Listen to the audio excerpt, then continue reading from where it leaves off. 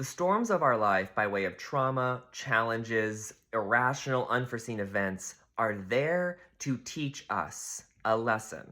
So, whenever you're going through these storms in your life, they're purposeful.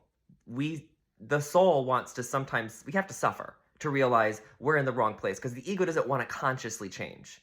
We're not wanting to consciously evolve and forgive and change. It's in challenges that then we become so uncomfortable in the pain and the suffering that we have to pay attention to it and question it. And that's part of the suffering. There's something in us that really doesn't want to change. And so that's the hard part.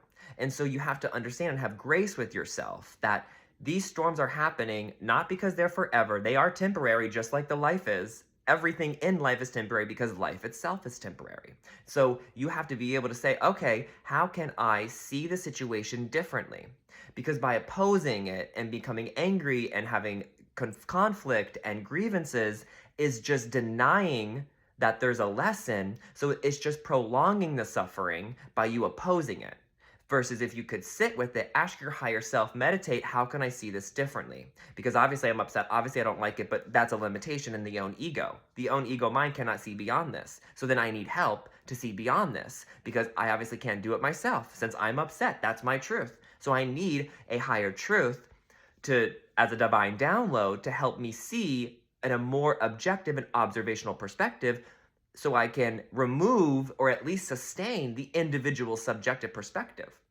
Because as the experiencer, there's the individual self, but there's also the observer, the objectifiable self. So our minds are split. So whenever we catch ourselves in a constricted, limited, restrictive perspective and opposition and some kind of suffering in life, that's where we want to call in higher divinity.